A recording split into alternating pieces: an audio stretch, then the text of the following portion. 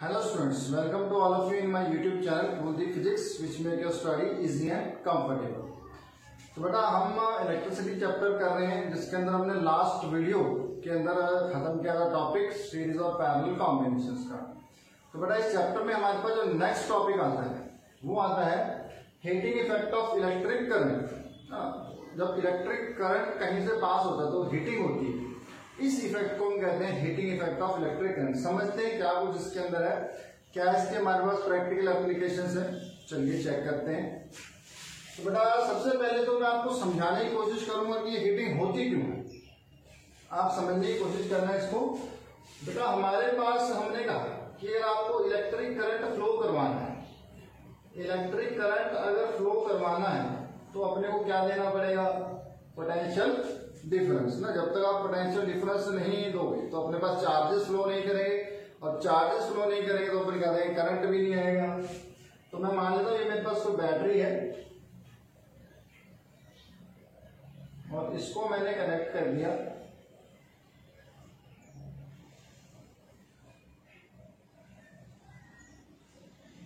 मान लेते हैं यहाँ पे अपन ने फैन कनेक्ट कर दिया ना। अभी मैं यहाँ पे फैन बना लेता हूँ सिंपलिसिटी के लिए कि मेरे पास ये मैंने इससे फैन कनेक्ट कर दिया।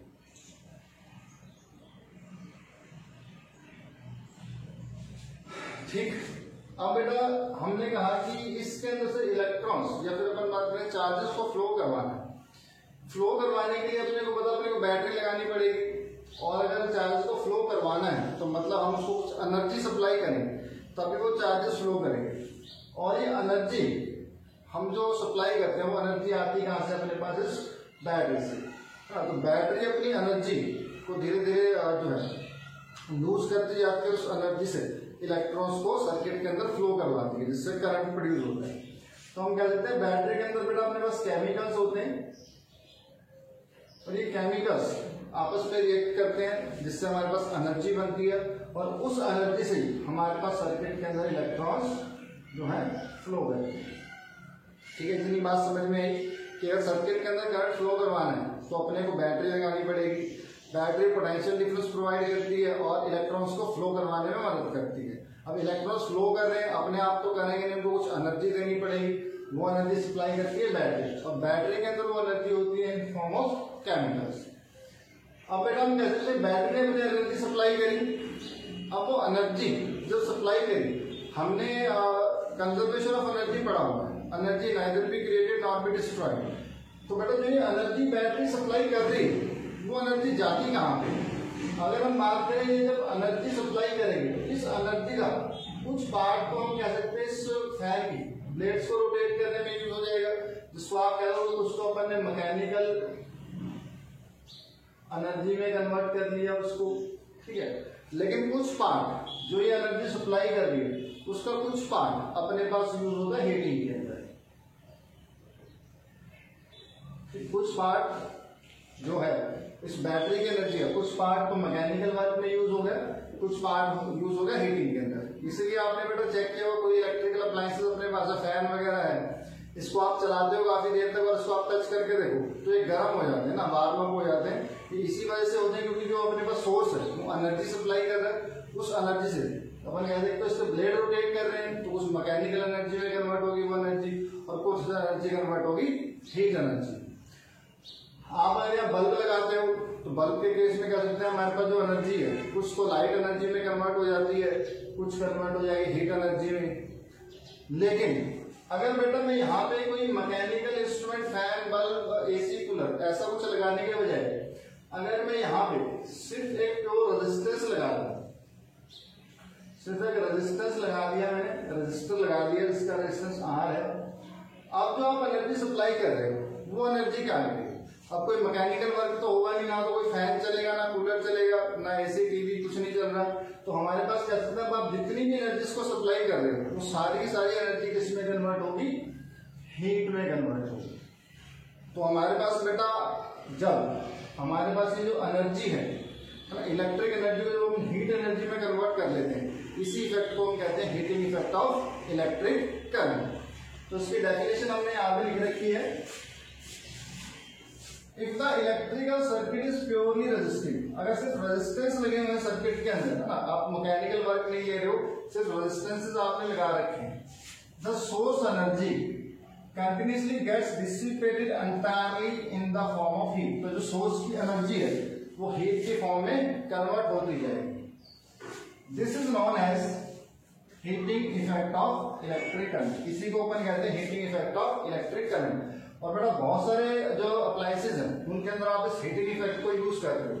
जैसे अपन बात करें, this effect is utilized in devices such as electric heater, electric iron, electric toaster, है ना, जो आपके पास पानी गर्म करने वाली रोड है, तो बहुत सारी जो चीजें आप कह सकते हो, आप जिनको आप इलेक्ट्रिसिटी में कनेक्ट करते हो, उससे आप हीट लेते हो, वो सारी इस हीटिंग इफेक्ट के ऊपर बेस्ड होती है। हीटर, इलेक्ट्रिक आयरन की बात करें, इनके अंदर बेटा कोई अपने पास मैकेनिकल एनर्जी का सोर्स नहीं आता, कोई मैकेनिकल एनर्जी में वो एनर्जी कन्वर्ट नहीं होती। आप जब उसको इलेक्ट्रिसिटी से कनेक्ट करते हो तो उस इलेक्ट्रिक एनर्जी को सारी की सारी को हीट एनर्जी में कन्वर्ट कर देती है ना। तो ये अपने पास हुआ heating effect of electric current, मतलब इलेक्ट्रिक एनर्जी को हीट एनर्जी में कन्वर्ट करना। कैसे कन्वर्ट करेंगे? प्योरली रेजिस्टिव सर्किट लगा दिया तो अपने पास इलेक्ट्रिक एनर्जी सिर्फ हीट एनर्जी में कन्वर्ट होगी और किसी एनर्जी में कन्वर्ट नहीं होगी। कुछ एप्लीकेशंस याद कर लेंगे, इलेक्ट्रिक हीटर, इलेक्ट्रिक आयरन, कुछ और प्रैक्टिकल एप्लीकेशंस भी अभी हम आगे चेक करेंगे। अब बेटा बात करते हैं कि जो हीट प्रोड्यूस हो रही है, आप एनर्जी दे रहे हो, एनर्जी देने से जो हीट प्रोड्यूस हो रही है, इसका मैथमेटिकल फॉर्मूला क्या होगा? तो उसके लिए हम कैलकुलेट करेंगे। आपको कुछ चीजें जो कह सकते हैं अपन ने जूनियर क्लासेस में पढ़ी हुई, आप कह सकते हो जो पावर है, पावर का फॉर्मूला अपन कहते हैं बेटा रेट ऑफ डूइंग वर्क, है ना, वर्क अपॉन टाइम कह सकते हैं। और अपन ने पढ़ा वर्क और एनर्जी भी सेम होते हैं, तो आप rate of transfer of energy upon time भी लिख सकते हो। तो मैं अभी इसके दो फॉर्मूले लिख दूंगा, एक तो वर्क अपॉन टाइम, किस रेट से वर्क हो रहा है, या फिर वर्क को अपन एनर्जी भी लिख सकते हैं, तो एनर्जी ट्रांसफर पर यूनिट टाइम। ये बेटा पावर का फॉर्मूला होगा, ठीक है। अब आप मान लो हमारे पास एक सर्किट है जिसके अंदर रेजिस्टेंस R लगा हुआ है, I करंट इसके अंदर से मान लेते हैं फ्लो कर रहा है, ठीक है। I करंट के वजह अगर मान ले इसके अंदर से टोटल Q चार्ज फ्लो कर रहा है in time T, total Q charge इस सर्किट के अंदर से फ्लो किया और कितने टाइम में फ्लो किया? T time. तो बेटा अपने पास अपन ने पोटेंशियल का रिलेशन पढ़ा हुआ है, जो पोटेंशियल डिफरेंस होता है ये होता है work done per unit charge. याद होगा अपन ने स्टार्टिंग वीडियो के अंदर पढ़ा पोटेंशियल क्या होता है? Work done per unit charge. तो यहां से बेटा कितना वर्क किया ये अपन फाइंड कर सकते हैं। वर्क अपने पास आ जाएगा V Q के इक्वल, वर्क आ जाएगा V Q के इक्वल। अब अगर आपको पावर फाइंड करनी है तो पावर के लिए अपन कह सकते हैं वर्क अपॉन टाइम या एनर्जी अपॉन टाइम। तो यहां पे अपन कह सकते हैं कि अगर मैं पावर फाइंड कर रहा हूं P, तो ये मेरे पास होगी वर्क या एनर्जी अपॉन टाइम, और वर्क अपने पास कितना है? V Q. तो इसको अपन लिख देंगे V Q upon time. Time अपन ने माना स्मॉल टी, है ना, सर्किट माना इसके अंदर रेजिस्टेंस आर है और इसके अंदर क्यू चार्ज फ्लो कर रहे हैं इन टाइम टी। तो अपन ने वर्क फाइंड कर लिया, वी क्यू होगा, और वर्क अपॉन टाइम अपने पास पावर हो जाएगा। अब बेटा यहाँ पे इसको मैं थोड़ा सा सिंप्लीफाई करूं, वी अब Q अपॉन T, ये भी अपन ने क्वांटिटी डिफाइन कर रखी है इलेक्ट्रिक करंट। I क्या होता है? Charge flowing per unit time, तो Q बाई T बन गया I। तो पावर का फॉर्मूला मैं कह सकता हूं मेरे पास हो जाएगा V I, ठीक है, पावर का फॉर्मूला हो गया V I। अब आपको फाइंड करना है कि बैटरी कितनी एनर्जी दे रही है। तो एनर्जी का अगर मैं इसमें से फॉर्मूला निकालना चाहूँ, सिर्फ एनर्जी कैलकुलेट करना चाहूँ, तो एनर्जी इंटू टाइम हो जाएगा। तो यहां से मैं कह सकता हूँ एनर्जी इसके अंदर आएगी, ये जो हीट आएगी, heat is also form of energy. तो हीट जो प्रोड्यूस होगी VIT, VI power into time, ना, इस रिलेशन से मैं कह सकता हूँ टाइम को अगर मैं पावर से मल्टीप्लाई करता हूँ तो मेरे पास एनर्जी आ जाएगी, कितनी एनर्जी जो है सर्किट के अंदर सप्लाई होगी, और यही एनर्जी कन्वर्ट होगी हीट एनर्जी के अंदर। तो मैं कहता हूँ मेरे पास जो हीट आएगी सर्किट के अंदर वो आएगी VIT। तो इस एक फॉर्मूले को आप याद कर लेंगे, VIT। अब बेटा इसी फॉर्मूले के ऊपर अगर मैं ओम्स लॉ अप्लाई करता हूँ, ओम्स लॉ में अपन ने पढ़ा है, अपने पास होता है V equals to I R, है ना, ये ओम्स लॉ है। तो बेटा इसमें जो ये V टर्म है, इस V को अगर मैं रिप्लेस करता हूँ I R से, तो मेरे पास क्या बनेगा, जो हीट है ये V को मैंने लिख दिया I R, और मेरे पास I V पहले से है, इनको आपस में मल्टीप्लाई कर दो, I into I square R T. तो मेरे पास जो हीट का फॉर्मूला बनेगा बाय यूजिंग या बाय अप्लाइंग ओम्स लॉ,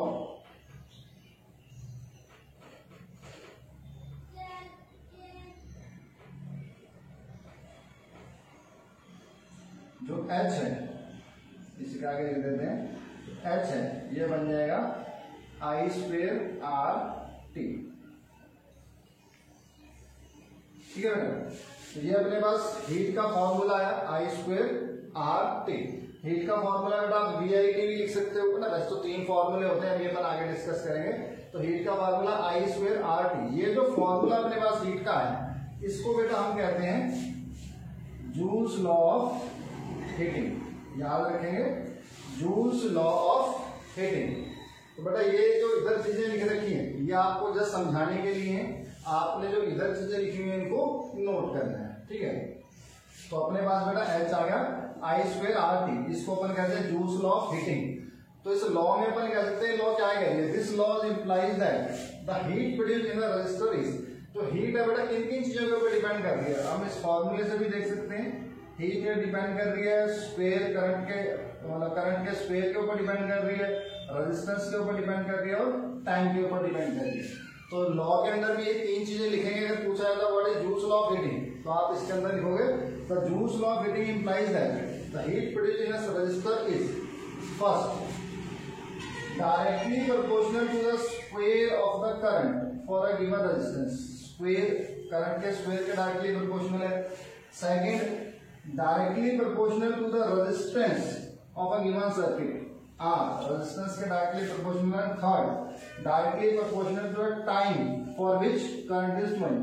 तो तीसरा अपने पास ये डिपेंड करती है टाइम के ऊपर। ठीक है, इसको हम कहेंगे joules law of heating. But इस फॉर्मूले से अगर आप चीज चेक करो, डायरेक्टली प्रोपोर्शनल है तीनों के, अब इन तीनों में से कोई भी चीज अगर बढ़ती है तो सर्किट के अंदर हीट बढ़ जाएगी। अगर आप करंट बढ़ाते हो तो भी हीट बढ़ेगी, रेजिस्टेंस बढ़ाएंगे तो भी हीट बढ़ेगी, और अगर मैं टाइम बढ़ाता हूँ, ज्यादा टाइम के लिए करंट फ्लो करता हूँ, तो भी मेरे पास हीट इंक्रीज होगी। ठीक है, तो इस फॉर्मूले को आप याद कर लें, ये अपने पास है जूल्स लॉ ऑफ हीटिंग का फॉर्मूला। तो ये अपने पास बेटा हीटिंग इफेक्ट को, अब हीटिंग इफेक्ट के कुछ प्रैक्टिकल एप्लीकेशंस की और बात कर लेते हैं, देखते हैं क्या क्या अपने पास प्रैक्टिकल एप्लीकेशंस इसकी हैं।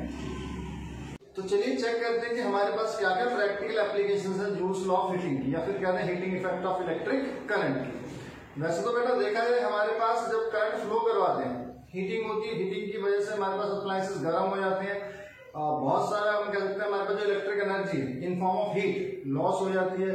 साथ साथ कह सकते हैं कई केसेस में ज्यादा हीटिंग की वजह से हमारे पास जो अप्लायंसेस है वो खराब भी हो जाते हैं। तो ये तो बेटा डिसएडवांटेज हुए, लेकिन साथ ही साथ हमारे पास बहुत सारे एडवांटेजेस भी हैं इस हीटिंग इफेक्ट के अंदर। तो कौन कौन से एडवांटेजेस हम इस हीटिंग इफेक्ट से ले सकते हैं, तो वो हम यहाँ पे डिस्कस करेंगे।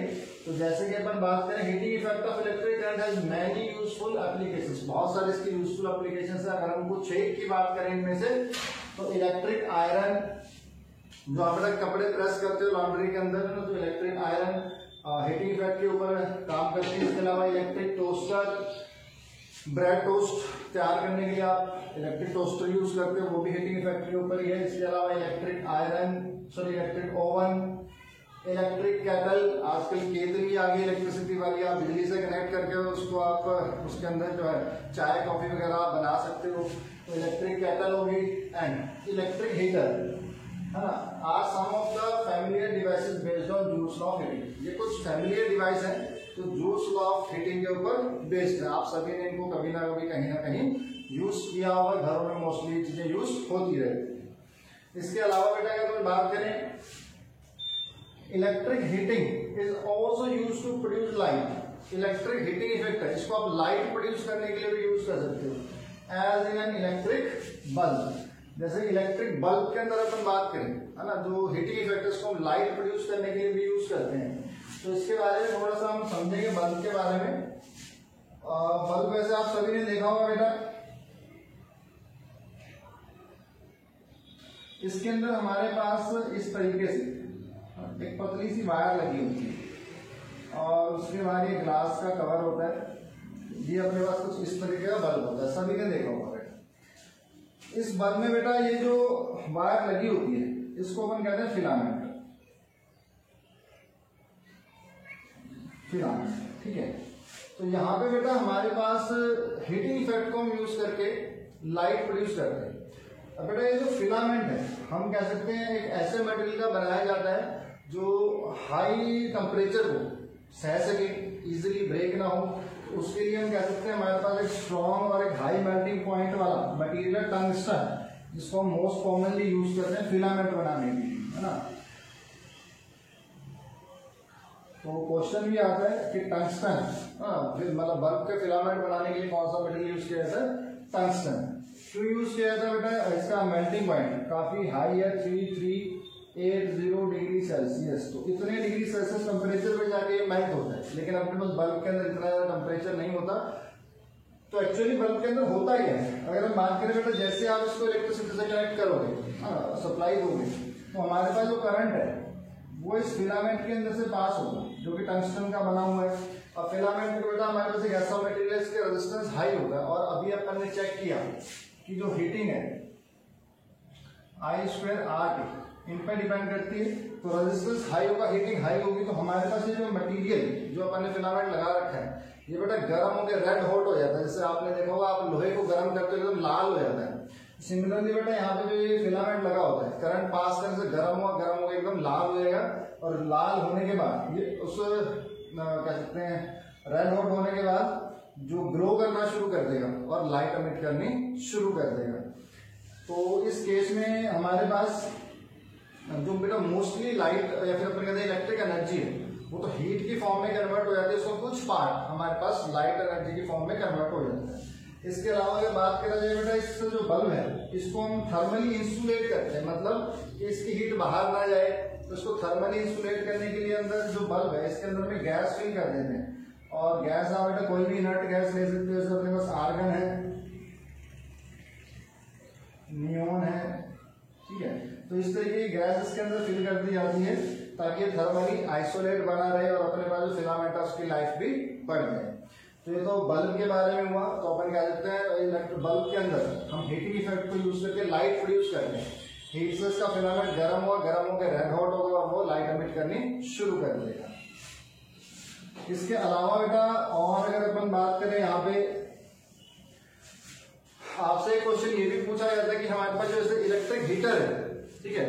अब हीटर के अंदर बेटा जो अपने पास कनेक्शन वायर होते हैं वो तो आप ऐसे मटेरियल के बनाते हो जिनका रेजिस्टेंस कम हो, और जो हीटिंग एलिमेंट होता है या हीटिंग मटेरियल होता है वो हम ऐसे मटेरियल का बनाते हैं जिसका रेजिस्टेंस हाई।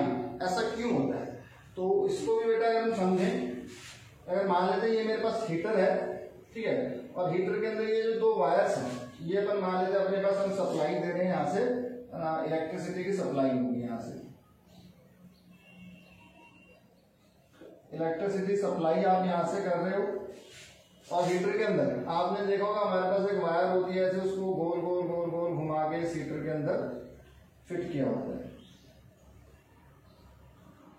और होता क्या है, जैसे ही आप बेटा यहाँ से स्विच ऑन करते हो तो ये जो अंदर वायर लगी होती है ना, स्प्रिंग जैसे होती है, कॉइल होती है, और ये एकदम गर्म हो जाती है, रेड कलर की हो जाती है, और इसके अंदर से हीट निकलती है, इसको आप इलेक्ट्रिक हीटर कहते हो। अब बेटा पूछा जाता है कि ये वाला जो मटेरियल है इसको हम हाई रेजिस्टेंस का क्यों बनाते हैं, और जो ये वायर्स हैं ये लो रेजिस्टेंस की क्यों रखी जाती है? तो बेटा बड़े सिंपल से तरीके से हम इसका आंसर दे सकते हैं। ये वाली जो वायर्स हैं ये हम यूज करते हैं इलेक्ट्रिसिटी को ट्रांसमिट करने के लिए। इसके अंदर आपको जो इलेक्ट्रिसिटी है, करंट, उसको एक जगह से दूसरी जगह फ्लो करवाना होता है। तो फ्लो करवाना है तो इसका हम रेजिस्टेंस कम रखते हैं। अपने को पता है रेजिस्टेंस जितना कम होगा जो करंट है उतना इजीली फ्लो करेगा। तो इसके अंदर से करंट इजीली फ्लो हो जाए इसलिए अपन कम रेजिस्टेंस का इसको रखते हैं। और अगर रेजिस्टेंस कम होगा तो इस फॉर्मूले के अकॉर्डिंग चले, रेजिस्टेंस कम होगा तो मेरे पास हीट भी कम होगी। तो इन वाली वायर्स की इतनी ज्यादा हीटिंग नहीं होती है। लेकिन जो यहाँ पे अपन फिलामेंट के लिए जो वायर यूज करते हैं ये अपन रखते हैं हाई रेजिस्टेंस की और हाई मेल्टिंग पॉइंट की। इसका रेजिस्टेंस बेटा ज्यादा रखा जाता है, रेजिस्टेंस ज्यादा हो तो हीटिंग ज्यादा होगी। ये मटेरियल अपन ऐसा रखते हैं इसका रेजिस्टेंस ज्यादा हीट प्रोड्यूस हो, और ऐसा मटेरियल यूज करते हैं इसका मेल्टिंग पॉइंट हाई, ऐसा ना हो कि हम इसको हीट करें और गर्म होते ये मटेरियल मेल्ट कर जाए। ठीक है, तो इस क्वेश्चन का भी आप आंसर कर सकते हैं। जो हीटिंग एलिमेंट्स होते हैं इनको हम हाई रेजिस्टेंस का क्यों बनाते हैं, और जो ट्रांसमिशन वायर है वो अपन लो रेजिस्टेंस के वायर क्यों यूज करते हैं। इसके अलावा बेटा अगर और बात करें, another common example of juice heating is the fuse. ये एक बेटा बहुत इंपॉर्टेंट कह सकते हैं अपने पास हीटिंग इफेक्ट का जो प्रैक्टिकल एप्लीकेशन है फ्यूज, जो कि मोस्टली आप घरों में किसी इलेक्ट्रिकल अप्लायंसेस के साथ यूज करते हैं उनको सेफ्टी के लिए, उनको बचाने के लिए। तो अपने पास हुआ most common application of juice heating is fuse used in electric circuits. इसका काम जो है it protects circuits and appliances by stopping the flow of any unduly high electric current। तो ये बेटा सर्किट्स को और हमारे जो अप्लायंसेस हैं उनको बचाता है। कैसे बचाता है? By stopping the flow of unduly high electric current. जो हाई इलेक्ट्रिक करंट आता है तो उसको ये स्टॉप कर देता है, आगे नहीं जाने देता, जिसकी वजह से हमारे पास सर्किट और हमारे अप्लायंसेस जो है वो बच जाते हैं। इसके अलावा आप एक चीज याद रखें, the fuse is placed in series with the device. हमारे पास जो फ्यूज है ये हमेशा आप सीरीज के अंदर प्लेस करोगे डिवाइस के साथ। सीरीज पैरेलल हम पढ़ चुके हैं, तो मैं आपको थोड़ा सा इसके बारे में इससे बताना चाहूंगा। अब बेटा यहाँ पे अपन मान लेते अपने पास कोई हमारा घर का सर्किट है ना, और ये अपने पास मेन सप्लाई है जो बिजली बोर्ड से आपके पास घरों में मीटर में आती है, और मीटर से फिर आप उसको घरों में ले जाते हो। फिर घरों में आप अलग अलग सर्किट, कहीं पे आप फैन चलाते हो, कहीं पे आप लाइट जलाते हो, कहीं पे आपने एसी रखा हुआ है, फ्रिज रखा हुआ है, कहीं पे आपने कूलर रखा हुआ है ना, तो आप अलग अलग चीजें इससे चलाते हो। अब बेटा होता क्या है, हमारे पास जो सप्लाई आ रही होती है तो इसमें जो ये मेन सप्लाई वाली वायर होती है इसके अंदर हम लगा देते हैं फ्यूज। यहां भी लग सकता है, हर एक जो रूम है उसमें अलग अलग भी लगता है, हर एक अप्लायंसेस के साथ भी आप फ्यूज लगा सकते हो। आजकल तो वैसे अप्लायंसेस के साथ ही फ्यूज दे दिया जाता है कि अगर करंट बढ़े तो हमारे पास जो अप्लायंसेस है वो अपने सेफ रह जाए। तो अभी जनरल इसको समझे, यहाँ पे अपने फ्यूज लगा दिया। अब बेटा होता क्या है, जो फ्यूज है इसके अंदर हम एक वायर यूज करते हैं, और जो वायर यूज करते हैं वो एक अप्रोप्रिएट मेल्टिंग पॉइंट के वायर यूज करते हैं। अब उसका फंक्शन क्या है? अब बेटा अपन कह सकते हैं कि यहां से अपने पास करंट आई जो घर में जा रहा है, तो यहाँ पे आप फ्यूज वायर ऐसे लगाते हो, उसके मतलब वैल्यू फिक्स रखते हैं कि कितने टेम्परेचर पे या कितने करंट तक वो सह सकती है उसको। तो बेटा अगर करंट नॉर्मल आ रहा है, करंट कम आ रहा है, तो ये फ्यूज वायर के अंदर से भी पास हो जाएगा और घरों में सप्लाई चली जाएगी, आप सारी चीजें चला सकते हो। लेकिन अगर बाई चांस यहाँ पे अगर करंट इंक्रीज हो जाता है, ज्यादा करंट अगर आता है, तो उसको पहले कहां से पास होना पड़ेगा? इस फ्यूज के अंदर से पास होना पड़ेगा।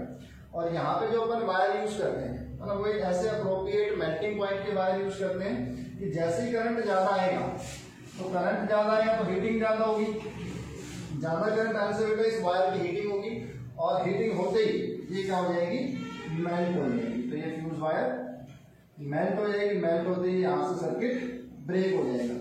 अब जैसे सर्किट ब्रेक होगा तो अपन कहते हैं कि जैसे ज्यादा करंट इसके अंदर से पास होने की कोशिश करेगा, एक लिमिट फिक्स रखते हैं, उस लिमिट से ज्यादा करंट अगर पास होने की कोशिश करेगा तो फ्यूज वायर यहीं पे मेल्ट हो जाएगी, सर्किट ब्रेक हो जाएगा, और जो करंट है वो आगे नहीं जाएगा। तो हमारे पास जो आगे के अप्लायंसेस हैं वो सारे सेफ रह जाएंगे। ठीक है, तो ये अपने पास हुआ फ्यूज का काम। तो इसके अंदर जो आप वायर यूज करते हो, एक अप्रोप्रिएट मेल्टिंग पॉइंट के अपन वायर यूज करते हैं कि जब भी हाई करंट आएगा तो हाई करंट आने से हीटिंग ज्यादा होगी।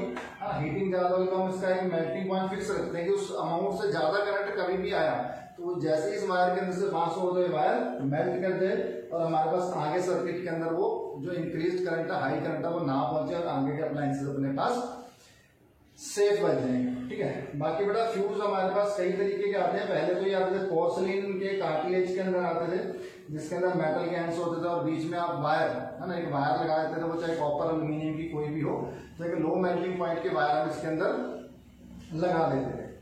अब आजकल बेटा फ्यूज की जगह एमसीबी आ गए हैं, मिनिएचर सर्किट ब्रेकर ना। फ्यूज के अंदर बेटा ये नुकसान होता है कि फ्यूज अगर जैसे वायर बेल्ट होगी तो आपको फ्यूज निकाल के वापस वायर बांधनी पड़ेगी, फिर से कभी करंट ज्यादा है फिर से वायर बेल्ट हो जाएगी, फिर से बांधना पड़ेगा, तो अपने पास जो है काम बढ़ जाता है। लेकिन एमसीबी आजकल जो आई है उनके अंदर ऑटोमेटिक सिस्टम होता है, जैसे करंट ज्यादा है तो स्विच डाउन हो जाते हैं, आपको कुछ नहीं करना पड़ता, स्विच को वापस से ऑन करना पड़ता है, फिर से सर्किट चल जाएगा। फिर कभी करंट जाएगा तो फिर से स्विच डाउन हो जाएंगे, ठीक है। तो वो अपने पास एमसीबी का काम हो गया जो आजकल फ्यूज को रिप्लेस कर रहे हैं। इसके अलावा बेटा अगर अपन बात करें the fuse use for domestic purpose are rated as, fuse की भी बेटा रेटिंग होती है। आप 1A का फ्यूज यूज करोगे, 2A का यूज करोगे, 3A का, 5A का, 10A का, कितने एम्पियर का फ्यूज आप यूज करोगे, तो इस रेटिंग के अकॉर्डिंग भी आप फ्यूज यूज करते हो। इसके अंदर ये रेटिंग निकलती कैसे है ये आपको पता होना चाहिए कि हमको किस केस में कितने रेटिंग का फ्यूज यूज करना है। तो उसके लिए एग्जाम्पल अपन लेते हैं। अब मान लो आपके पास कोई डिवाइस है जिसकी पावर है 1 किलोवाट। अब 1 किलोवाट मतलब 1000 वाट, और उसको हमने जो पोटेंशियल डिफरेंस जो नॉर्मली घरों के अंदर आता है 220 वोल्ट, इस पे उसको सप्लाई करते हैं। तो बेटा इसके लिए जो अपने को फ्यूज चाहिए वो कितनी रेटिंग का चाहिए। अभी अपन ने पावर का फॉर्मूला देखा, पावर होती है VI, अभी अपन ने ड्राइव किया था VI। तो बेटा अगर आपको I करंट की वैल्यू फाइंड करनी है तो अपने पास होगा P/V।